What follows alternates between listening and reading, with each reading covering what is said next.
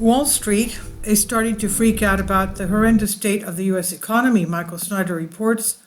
It looks like investors are starting to figure it out.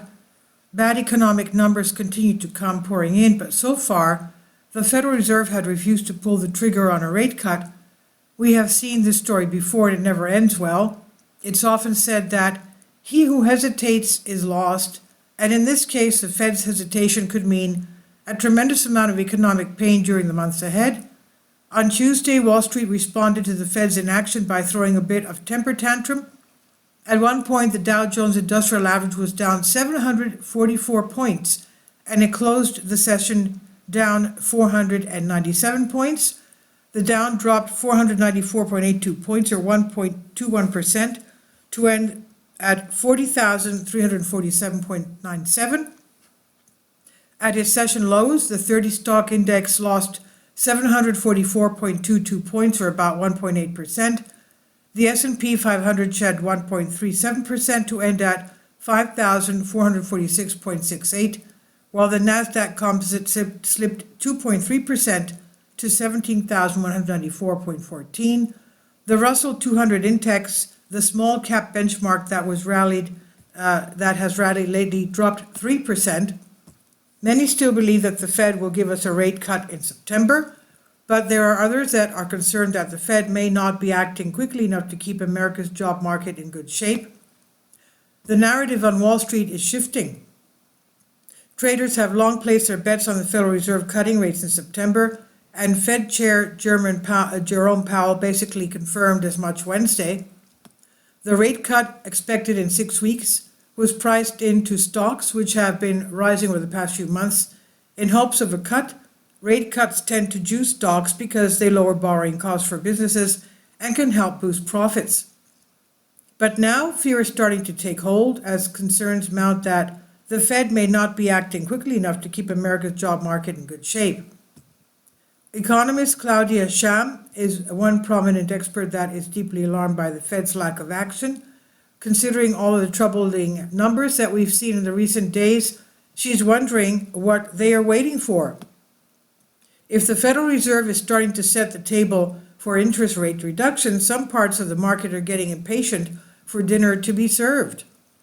What is it they're looking for? Claudia Sham, a chief economist at New Century Advisors, said on CNBC just after the Fed concluded its meeting Wednesday. The bar is getting set pretty high, and that really does not make a lot of sense. The Fed needs to start that process back gradually to normal, which means gradually reducing interest rates. Double Line CEO Jeffrey Gundlach is using even stronger language. He says that the Fed is risking a recession by not making a move now.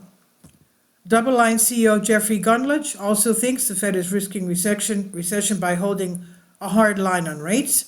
He said, "That's exactly what I think because I've been at this game for over 40 years, and it seems to happen every single time," Gundlach said, speaking to CNBC's Scott Wapner on Closing Bell on Wednesday. All the other underlying aspects of employment data are not improving, they're deteriorating, and so once it starts to get to that upper level where they have to start cutting rates, it's going to be more than they think.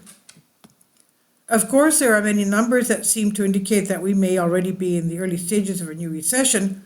For example, earlier today we learned that the ISM Manufacturing Index was in contraction territory once again last month. The ISM Institute for Supply Management Manufacturing PMI registered 46.8% last month, indicating industry economic activity contracted at a faster rate when compared to June's figure of 48.5%. After breaking a 16-month streak of contraction by expanding in March, the manufacturing sector has contracted at least for the last 4 months, says Timothy Fior, chairman of the ISM's Manufacturing Business Survey Committee. In addition, initial applications for unemployment benefits jumped to the highest level in about a year last week.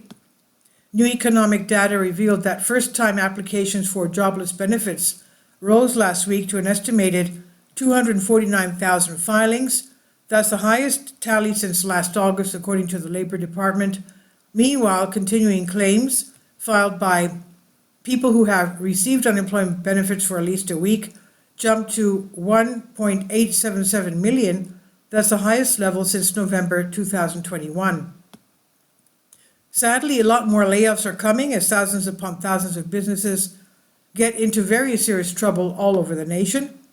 This week, we learned that a furniture retailer that had survived the Great Depression, the Great Recession, and the COVID pandemic is closing all 380 of their stores and filing for bankruptcy. A 120-year-old furniture chain will shutter all 380 stores after its parent company filed for bankruptcy, the latest brick-and-mortar business to buckle from high overhead costs and massive debt. Badcock Home Furniture and More, which has stores throughout the South, announced a going out of business sale on Tuesday. The company was purchased last year by Conn's, a Texas-based furniture retailer, which filed for bankruptcy last week. After 120 years, this is how it ends. Of course, there are lots of other retailers that have also been going belly up this year. Other furniture chains, including Bob Stores, Z Gallery, and Mitchell Gold and Bob Williams, filed for bankruptcy this year. Overall, U.S. retailers had announced the closure of almost 2,600 stores in 2024. If the U.S. economy really is in good shape, like the mainstream media is insisting, then why is this happening? In my opinion, we're experiencing the leading edge of an economic storm, which will greatly intensify during the second half of 2024. And the outlook for 2025 is absolutely dismal. So what should you do about all of this? In the short term, protect your assets and build up a sizable emergency fund. No matter what happens, you're going to need to have enough money to pay your bills. In the long run, I'm entirely convinced that we are going to experience the most painful period in our entire history. Our leaders have been making incredibly bad decisions for decades, and now we have entered a time when the consequences of those decisions will become obvious to all of us. This is by Michael Snyder on the Economic Collapse blog. Please leave your comments, and thank you for your support. This is by Michael Snyder. About the author, Michael Snyder's extremely controversial new book entitled Chaos is available in paperback and for Kindle on Amazon. He's also written 7 other books that are available on Amazon, including End Times, 7-Year Apocalypse, Lost Prophecies of the Future of America, The Beginning of the End, and Living a Life That Really Matters. When you purchase any of Michael's books, you help to support the work he's doing. You can also get his articles by email as soon as he publishes them by subscribing to his Substack newsletter. Michael has published thousands of articles on the Economic Collapse blog, End of the American Dream, and The Most Important News. And he always freely and happily allows others to republish those articles on their own websites. These are such troubled times and people need hope. John 3:16 tells us about the hope that God has given us through Jesus Christ. For God so loved the world that he gave his only begotten Son, that whosoever believeth in him should not perish but have everlasting life.